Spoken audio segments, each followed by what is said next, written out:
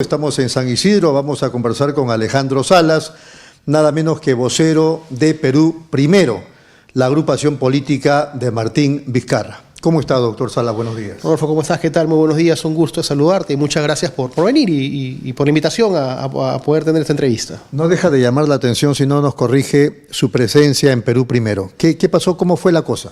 Sí, yo creo que no es tanto como que no debería llamar la atención, porque, digamos, si yo soy... Digo, porque usted estaba en soltería política. Estaba en soltería política, pero siempre coherente con mis principios y con la línea de trabajo que desde el punto de vista, digamos, político he venido desarrollando, ¿no? Con Martín Vizcarra nos une una campaña política de haber trabajado un plan de gobierno para con el país, que fue presentado en las elecciones generales del año 2021. Participamos ambos en el Partido Democrático Somos Perú, él con la lista 1 al Congreso, yo era el número 5 para el Congreso. Él es electo congresista y de manera expresa el Congreso lo inhabilita y no puede ejercer el cargo de congresista. Sin embargo, en esa campaña compartimos muchas ideas y mucha visión sobre el país, fundamentalmente de lo dañino que estaba haciendo el Congreso de la República con diversas políticas que venía adoptando, un Congreso anterior al actual, pero que estaba conformado fundamentalmente por los mismos partidos políticos que el día de hoy le vienen dando al Perú no soluciones, sino vienen solamente sacando actos que van vinculados únicamente a sus propios intereses y a la defensa de organizaciones políticas vinculadas con la criminalidad. Bueno, en esas elecciones del 2021, siguiendo la línea, gana la presidencia Pedro Castillo y en algún momento usted asume como integrante del gabinete ministerial. Sí, correcto. Es el Partido Democrático Somos Perú quien en una reunión con el presidente Castillo en Palacio de Gobierno, con otros presidentes de otros partidos políticos, le ofrecen al presidente su ayuda para poder conformar un gabinete de ancha base, donde tenga, digamos, ese gabinete esté conformado por diversas ideas, diversas propuestas que lo ayuden a la gobernabilidad del país.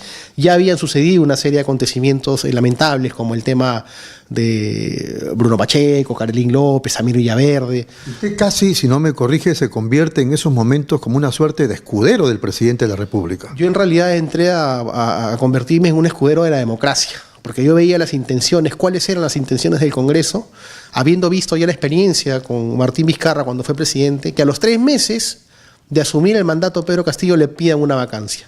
Yo era un fiel creyente de que se tienen que respetar los tiempos democráticos y que no se debe tener desprecio por la democracia. Pero usted no puede soslayar que el señor Pedro Castillo asume un acto de rebelión con el golpe o con la pretensión de un golpe de Estado. Bueno, el gobierno de Pedro Castillo fue un gobierno absolutamente democrático hasta las 11 de la mañana del 7 de diciembre del 2022. Yo, así como te digo que ingresé para darle sostenibilidad en el campo democrático y respetar los tiempos democráticos en el país, fui el primer ministro en renunciar, justamente haciendo respetar el campo democrático del país. Mi lealtad siempre tiene que estar con el país y eso es lo que hice. Fui el primer ministro en renunciar cuando se irrumpió el orden constitucional torpemente. Entonces Pedro Castillo no era una víctima del Congreso, entonces. No, yo creo más bien que han habido circunstancias que lo llevaron a una decisión equívoca y errada, ¿no es cierto? Y sí era una víctima del Congreso durante todo su tiempo de mandato. O sea, si uno habla que el Poder Ejecutivo presentó más de 80 proyectos de ley que fueron encarpetados por el Congreso porque no quería trabajar con el Poder Ejecutivo, si uno habla que Pedro Castillo fue a visitar a todos los presidentes del Congreso a pedirles trabajar juntos y en consenso y a solicitarles la devolución de su visita a Palacio de Gobierno y que ninguno de ellos quiso ir, hablamos de un Congreso intransigente, poco dialogante y por supuesto conflictivo. Por lo tanto, yo creo que hay muchas cosas en el país que en la democracia se tienen que mejorar. Correcto, pero eso no puede justificarse un autogolpe, ¿no? Como Fujimori también tenía el problema del Congreso que le ponía cabe, digamos, para su labor, pero eso no podía justificar el autogolpe del 92. En absoluto, por eso te digo que la decisión de Pedro Castillo fue una decisión absolutamente torpe, que irrumpió el orden constitucional, fue ilegal, y yo lo he dicho abiertamente, y se lo dije a él cuando se abrieron las puertas y tuve la oportunidad de verlo, y lo he dicho y está declarado. Usted ha cometido un delito, le dije, ¿no? Y en ese momento me retiré y fui el primer ministro en renunciar. Uno no puede ser de una u otra manera, digamos, condescendiente con este tipo de situaciones. Tiene que expresarlas como un demócrata, como tienen que ser, y bajo esas circunstancias fue mi actuación. Entonces creo yo que ahora lo que me une, ¿no es cierto?, a Perú Primero y al expresidente Martín Vizcarra es justamente esa visión de ver de cómo el país se le viene maltratando y se le viene dañando desde un poder del Estado tan importante como es el Congreso de la República.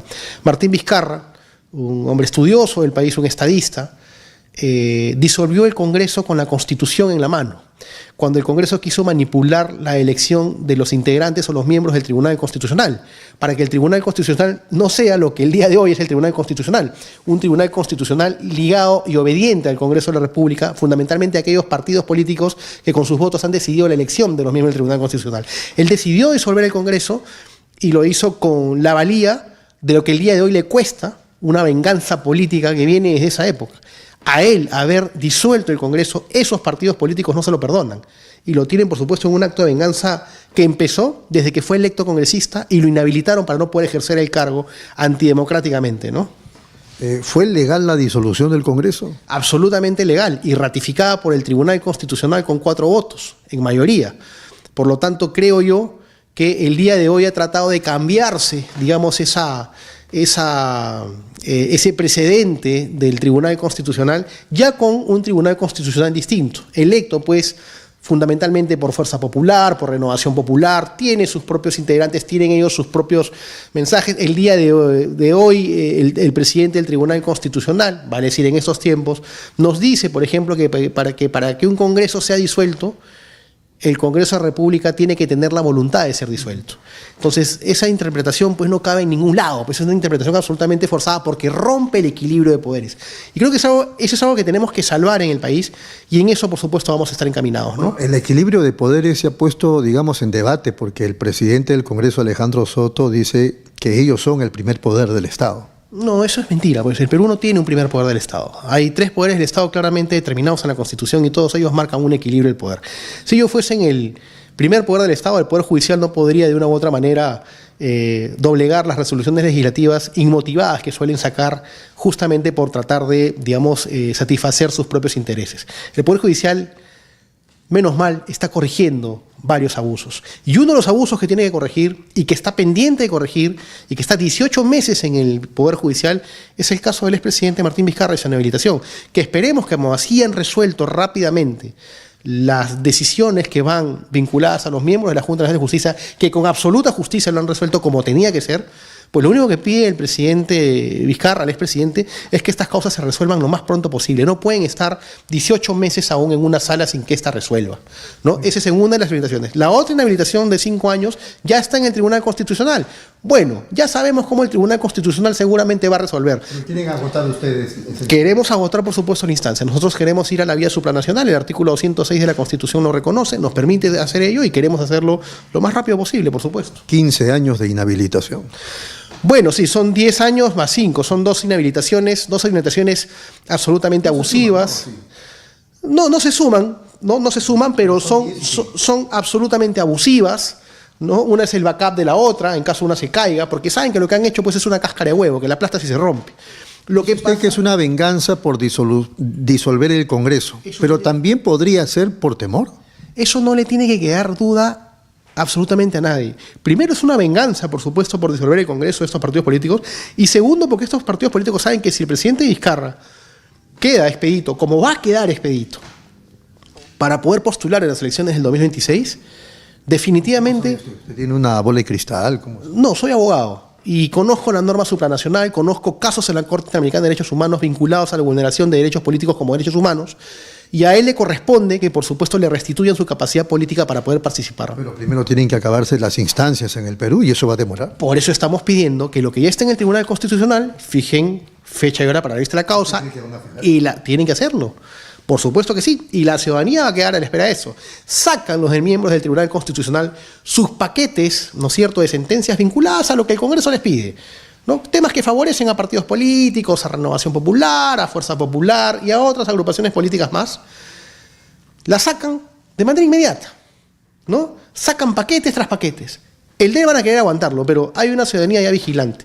Perú primero está creciendo muchísimo en afiliados, está creciendo en las regiones del país. Movimientos regionales se están sumando mucho, sí, porque está calando y está quedando en conciencia que las inhabilitaciones que han existido son inhabilitaciones absolutamente abusivas. Yo digo, como entiendo cualquier persona puede decir, ¿cómo puede calar un partido, en este caso Perú Primero, liderado por Martín Vizcarra, si tiene una serie de excrescencias? El tema de las vacunaciones, que es motivo de investigación, los actos de corrupción de cuando fue gobernador de la región Moquegua, etcétera. Te lo comento, Rodolfo, y es importante de tu pregunta.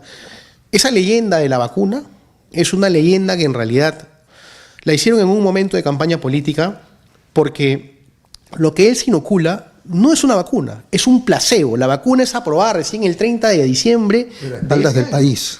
Eso es imperdonable. Va, y te lo digo, Rodolfo, lo que no hizo fue comunicar lo que había hecho. Y él le pide perdón al país por eso. Pero él va y se inscribe en la Cayetano, su nombre está inscrito, por eso en la relación que sale está su nombre. Él se inscribe para inyectarse o inocularse ese placebo. Inyectarse él, la esposa y también el hermano. Había una relación separada con relación a los familiares. Una cosa era el político que estaba en primera línea. Él visitaba todos los campamentos y todos los hospitales del país. Estaba y era su condición era como la de un médico. Iba, visitaba, supervisaba. Estaba en primera línea. ¿No es cierto? Salía a dar mensajes a la nación todos los días a las 12, 1 y de ahí se movía por diferentes lados del país.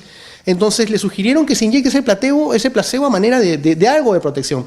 La vacuna se aprueba un 30 de diciembre, él se inocula en septiembre, en noviembre lo vacan, en diciembre, se aprueba la vacuna, pero cuando se aprueba la vacuna, científicamente esta vacuna tenía otros componentes adicionales que no tenía el placebo, por ejemplo, y a él se le prohíbe vacunarse.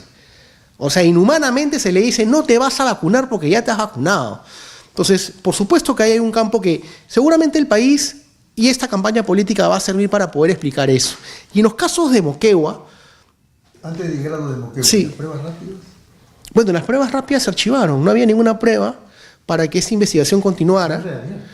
Se está reexaminando a presión del Congreso de la República. El Congreso de la República ha cogoteado al fiscal de la Nación, lo ha agarrado el cuello y le ha dicho, si tú no formulas acusación, te vamos a denunciar constitucionalmente. Y el fiscal de la Nación, no por haberse dejado cogotear, porque yo considero que es una persona valiente desde todo lo que está haciendo, sino que por de una u otra manera escuchar a una de las partes que pide que el tema sea reexaminado, lo va a reexaminar y seguramente lo va a volver a archivar, porque creo que el tema está claro, que ahí no hay más que inventos que otra cosa. Dicen que a partir de esas pruebas rápidas que se compraron y que no debieron adquirirse sino las moleculares, mucha gente murió. Mira, lo único que les ha faltado a la política adversaria a Martín Vizcarra acá en el Perú es decir que el COVID lo inventó Martín Vizcarra y que el COVID solamente mató gente en el Perú. El COVID lamentablemente tocó muchas familias, inclusive la mía, y gente que falleció con mucho dolor en el país, pero en todo el mundo hubieron fallecidos. En todo el mundo nadie sabía cómo de una u otra manera tratar el COVID. Y algo adicional. El mundo ha aprendido para enfrentar eso. Sí, pero más nuestro país, que aún no aprende. Porque si hubieron fallecidos por el COVID de nuestro país, es por la mala política en salud que tenemos hace más de 50 años, en la cual no estamos preparados, una economía informal en donde el peruano se gana el día a día entre un 80-85% en la informalidad, necesita salir para poder vivir, y eso no lo podemos superar, porque cuando uno quiere llegar al campo de la formalidad, hay muchos que te dicen que lo formal va a ligarse al campo de despedir trabajadores. Pero el número de muertos fue mayor en el Perú a nivel mundial, en el Perú. ¿No le cabe ninguna responsabilidad al gobierno de Vizcarra? Somos un país informal, como te vuelvo a repetir. Comparémonos solamente con algunos países de la región donde el campo laboral es absolutamente, formal en mucho mayor porcentaje y nos vamos a dar cuenta que el peruano necesitaba subsistir y sobrevivir. Es por eso que Martín Vizcarra saca la buena política de los bonos, que es recordada por muchos peruanos que no les llegaba un pan, y que se pudo sostener hasta determinado momento. Pero después, tú te fijas, Gamarra, te fijas los emporios comerciales, te fijas en provincia, cómo la gente necesitaba salir ya también para poder comer. O me moría de hambre o me moría de COVID. Porque esa era la realidad de nuestro país. Eso no se le puede echar la culpa a Martín Vizcarra. Yo creo que eso es mezquino. Pero claro, la contraparte política sale a hablar tontería y media a veces, ¿no es cierto? Hablan de genocida, de genocidio. No, el COVID no lo inventó Martín Vizcarra. Alguien va a decir... ¿Qué pasa con Alejandro Salas? Primero escudero de Castillo y ahora escudero de Vizcarra.